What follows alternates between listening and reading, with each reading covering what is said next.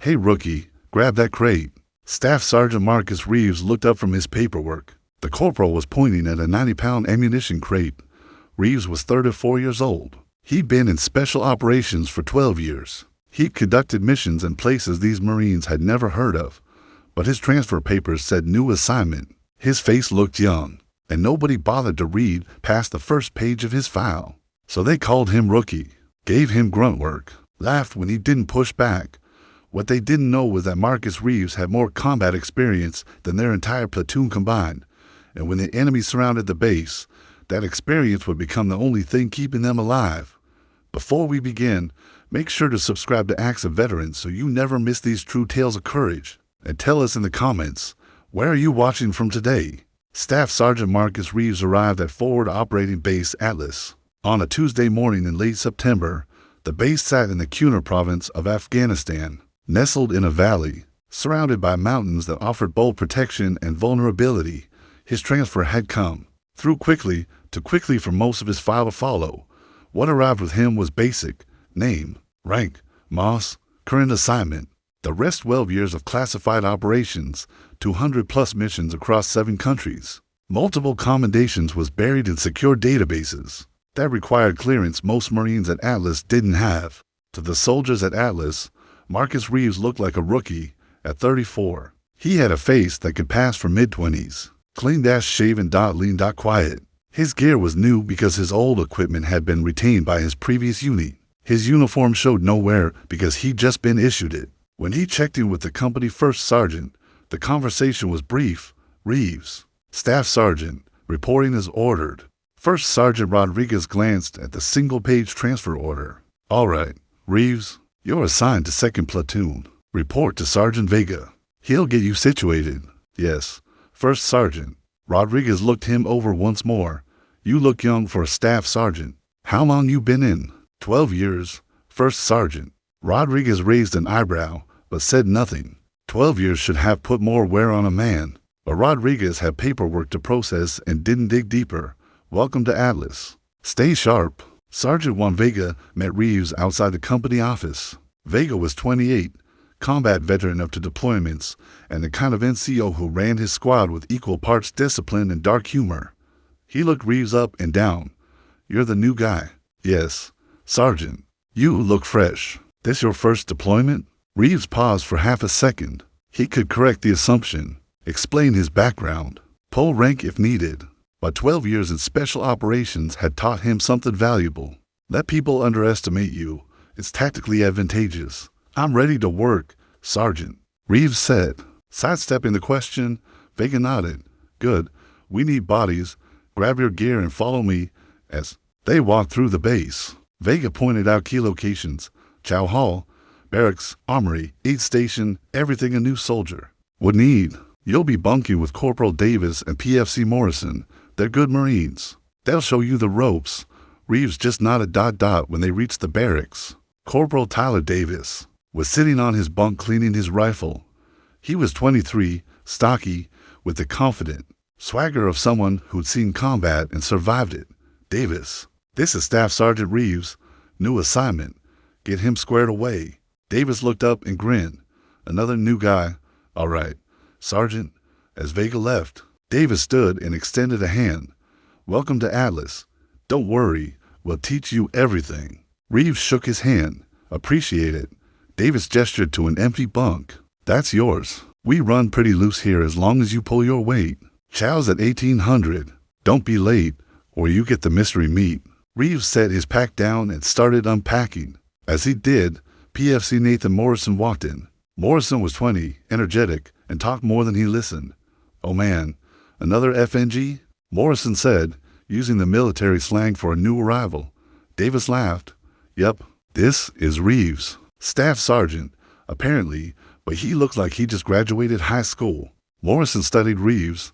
"No offense, man, but you sure you're a Staff Sergeant? You look like you should be asking for weekend liberty." Reeves smiled slightly, but said nothing. Just kept organizing his gear with efficient, practice movements that neither Davis nor Morrison noticed. Over the next 3 weeks, the pattern continued. They called him Rookie, not maliciously, just casually. the way soldiers do when they assume someone is inexperienced. When details were assigned, Reeves got the worst ones: filling sandbags, cleaning latrines, hauling equipment, the jobs reserved for the newest, lowest-ranking soldiers. He never complained, never corrected them, just did the work. In the chow hall, conversations happened around him, not with him. "So, rookie, how you liking Atlas so far?" Davis asked one night. "It's fine," Reeves replied. "Wait till you see your first real firefight," Morrison added. "That's when you find out what you're made of." Reeves just nodded and kept eating. During training exercises, they gave him advice. "Keep your head down when rounds start flying.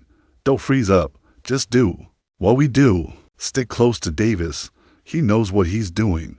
Reeves listened politely, took notes when appropriate, never mentioned that he'd been in more firefights than most of them would see in their entire careers. Sergeant Vega noticed Reeves' competence, but attributed it to good training. "Reeves isn't bad for a new guy," Vega told Davis one afternoon. "Follows orders. Doesn't complain. We could use more like him." "Yeah, he's all right," Davis agreed. "Just green. Give him a few months and he'll toughen up."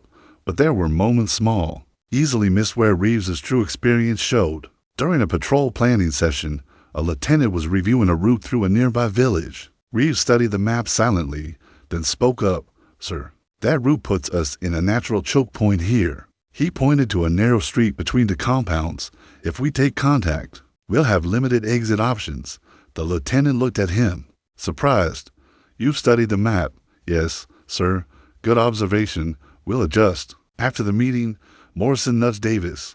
"Did the rookie just correct the LT?" Davis shrugged. "Even a broken clock's right twice a day." Another time, during a weapons maintenance session, one of the junior Marines was struggling to clear a jam in his M4. Reeves watched for a moment, then stepped over. "May I?" The Marine handed him the rifle. Reeves disassembled the bolt carrier group, identified the issue, corrected it, and reassembled the weapon in under 30 seconds. The Marine stared. "How'd you learn that?" "Practice," Reeves said simply, handing the rifle back. But nobody connected the dots.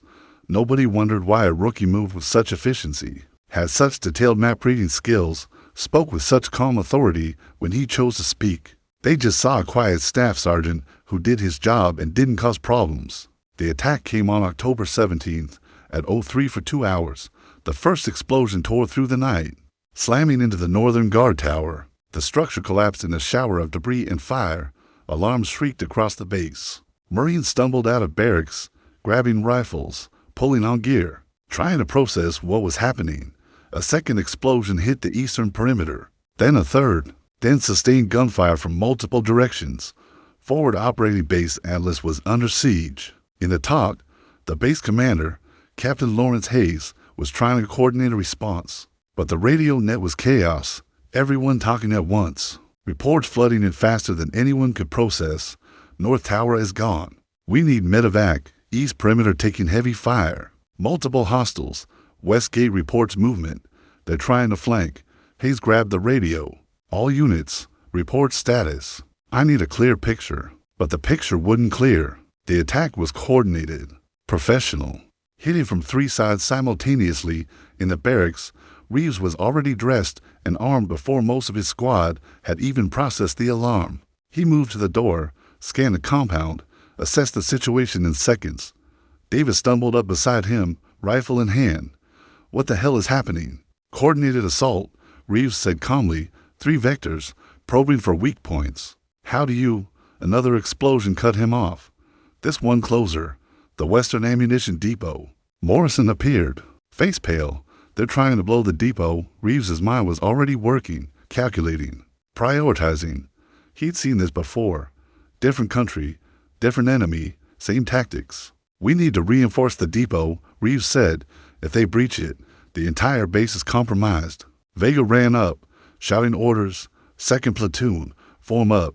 We're moving to support east perimeter." "Sergeant, the depot," Reeves started. "Stick with the plan, Reeves." "East perimeter now." Reeves hesitated for half a second.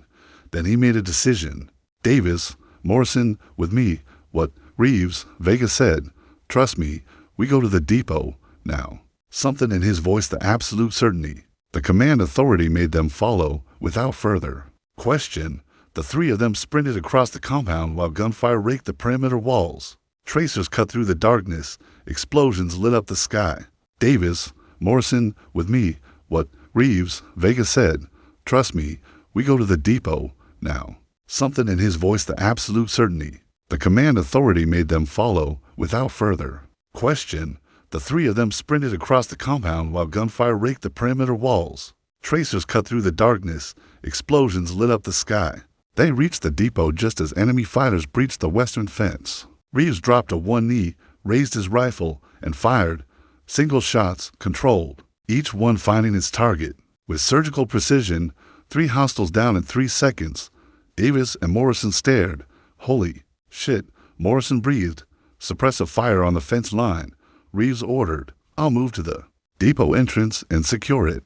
Reeves, we should wait for, now, Corporal. Davis snapped into action, recognizing the voice of someone who knew exactly what he was doing. Reeves moved like water, fast, fluid, every movement economical and precise. He reached the depot entrance, cleared the corners, and took position behind a concrete barrier. More enemy fighters pushed through the fence. Reeves engaged them methodically. His rifle barked in steady rhythm, each shot deliberate, each shot counting. A fighter tried to lob a grenade toward the depot. Reeves saw the movement, shifted aim, and dropped him before the throw. The grenade detonated harmlessly behind cover. Morrison was firing now, following Reeves's example. Short bursts, aimed shots. Where the hell did you learn to shoot like that? He shouted over the noise. Reeves didn't answer. He was defocused, scanning, prioritizing targets, calling out positions. Davis, left side, to contacts moving to flank. Davis swung his rifle and engaged. The firefight lasted for minutes. It felt like hours. By the time reinforcements arrived, the western breach was sealed. 8 enemy fighters dead, the depot secured. Sergeant Vega ran up, breathing hard. What the hell happened here? Davis gestured to the bodies. Reeves happened. Sergeant, he just took them all out. Vega looked at Reeves, seeing him differently for the first time. Where'd you learn to move like that? Before Reeves could answer, Captain Hayes' voice crackled over the radio.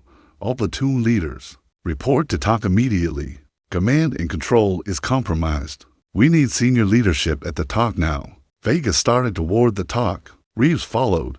When they entered, the scene was chaos. Captain Hayes had taken shrapnel to the leg and was being treated by a medic. The XO was coordinating on 3 different radio nets simultaneously, overwhelmed. Hayes saw Vega and waved him over. Vega, I need you to take command of perimeter defense. East and north are still under pressure. Yes, sir. Hayes' eyes fell on Reeves. Who's that? Staff Sergeant Reeves. Sir, new assignment. Hayes studied Reeves for a moment. Something about the way the man stood calm, centered, alert triggered recognition. Reeves, what's your background? Special operations, sir. 12 years. Most recently with. Hayes raised a hand. Say no more. Classified. Yes, sir. Hayes looked at the tactical map, then back at Reeves. You've done this before. Yes, sir. How many times? Defended a fixed position under siege. 16 times, sir. The TOC went quiet. Everyone stopped what they were doing and turned to look at the rookie. Hayes made a decision in that instant. Reeves, you're now tactical advisor. I need your experience. What do we do? Reeves stepped to the map without hesitation. He studied it for 10 seconds, then spoke with absolute clarity. Sir, they're using classic siege tactics. 3-pronged assault to divide our response. The north and east attacks are primary. The west was a probe to test our reaction time and target our supplies. Next, they'll hit the south gate with their main force while we're focused elsewhere. The XO looked skeptical. How do you know that? Because it's what I would do, sir. And I've seen this exact pattern in Ramadi, Helmand, and Mosul. Hayes didn't hesitate. What do you recommend? Reinforce South Gate immediately. Pull half our east perimeter forces. The east attack will taper off in the next 5 minutes. It's a fixing force, not a breakthrough attempt. Stage QRF behind the south gate. When they hit, we collapse on them from 3 sides. Hayes looked at his watch. You're saying the south attack comes in 5 minutes? For now, sir. Hayes grabbed the radio. All units, redeploy per Reeves' instructions. South gate priority, move now. Marines scrambled to comply. Vega stared at Reeves. Who the hell are you? Reeves met his eyes. Someone who's done this before, Sergeant. Exactly 4 minutes later, the south gate erupted in gunfire. 60 enemy fighters hit the position in a coordinated assault. But Atlas was ready. Reinforced positions, overlapping fields of fire. QRF stage for immediate response. The attack broke within 10 minutes. The enemy withdrew, leaving casualties behind. By 06:00 hours, the siege was over. Atlas had held. Casualties were minimal. The base was intact. In the aftermath, as the sun rose over the damaged but standing base, Captain Hayes called a formation. Every Marine who could stand attended.